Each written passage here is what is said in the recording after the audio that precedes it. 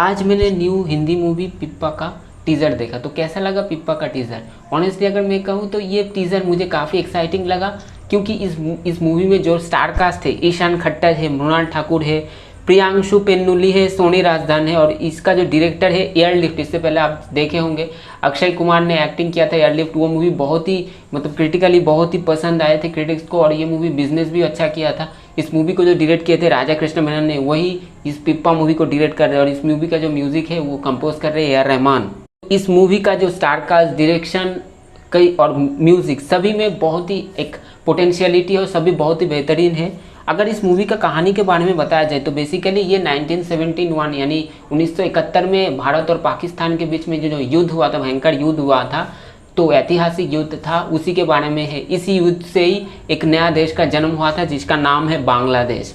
पहले जो पाकिस्तान है, पूर्व पाकिस्तान और पश्चिम पाकिस्तान यानी ईस्ट पाकिस्तान और वेस्ट पाकिस्तान था, लेकिन 1971 के वार के बाद ये जो ईस्ट पाकिस्तान है एक नया नेशन में ट्रांसफॉर्म हुआ। उस नेशन का नाम हुआ बांग्लादेश। और इस 1971 के जो वार है, युद्ध है, इसको 1971 का मुक्ति युद्ध ये नाम से भी पुकारा जाता है, क्योंकि जितने भी सारे वहाँ के जो बंगालीज है वो उन सभी ने, बंगाली जितने भी सारे वो एकजुट होके वो लड़े थे। और ये मूवी में, ये जो मूवी के दौरान यही चीज़ को दिखाया जाएगा यहाँ पे। और एक चीज़ बताना चाहूँगा यहाँ पे, ये जो बांग्लादेश का जो यहाँ पे 1971 के जो वार में जो उसका जो ये जो नया जो राष्ट्र है, ये जो जन्म हुआ था, इसके पीछे इंडिया का बहुत बड़ा एक योगदान था। और इंडिया ने जिस तरह से इस पाकिस्तान के लिए वो जो लड़ा सपोर्ट के लिए, जो डट के खड़े रहे, इतने बहुत से जवानों का अपना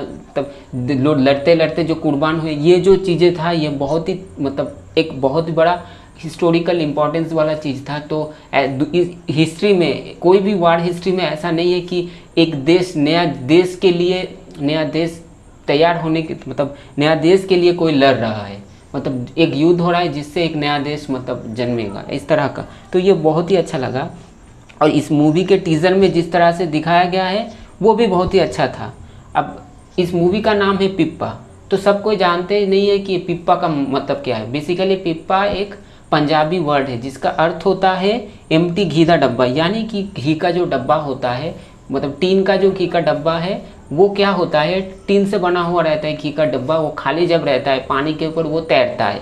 तो इसी तरह इस युद्ध 1971 का जो वार हुआ था ईस्टर्न कोस्ट में, क्योंकि लैंड भी है और वहाँ पे बहुत सारा रिवर्स भी है, तो दोनों जगह पे बैलेंस करने के लिए एक रशियन टैंक था, जिस टैंक का नाम था PT-76। वो पहले ही पंजाब के जो रेजिमेंट थे उनको सबसे पहले 1965 में वो अलॉट किया गया था। तो उस रेजिमेंट के जितने भी सारे पंजाबी थे, वो पंजाबी ने प्यार से उनको यही पिप्पा नाम से सभी बुलाते थे।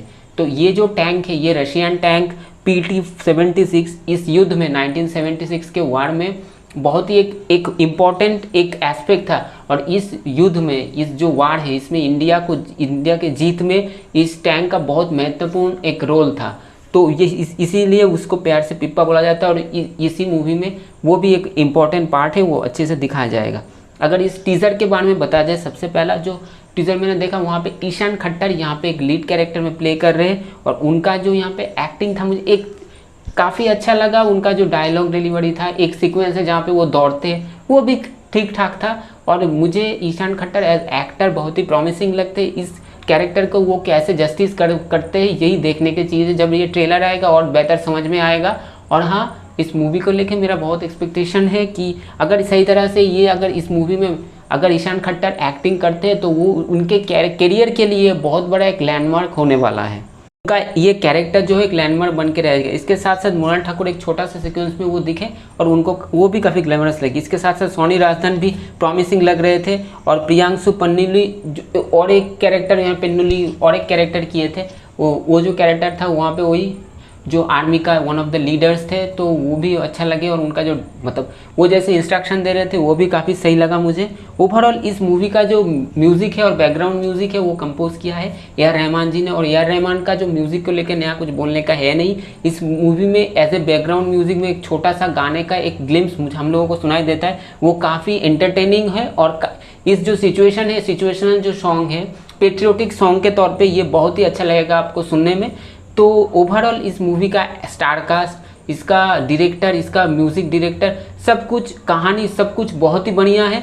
अब देखते हैं फिल्म जब निकल के तैयार होके आ रहा है, जब ट्रेलर आएगा और ये मूवी जब दिसंबर में रिलीज़ होगा तो कैसा होगा, तभी मतलब हम लोगों को तभी पता चलेगा। ट्रेलर जब आएगा थोड़ा सा झलक हम लोगों को और ज़्यादा बेहतर समझ में आएगा। तो ये था मेरे राय। आप लोगों ने पिप्पा का ट्रेलर देखा कि टीजर देखा नहीं कि नहीं, ज़रूर कमेंट करके बताइए। अगर देखे तो आप कितना एक्साइटेड है इस मूवी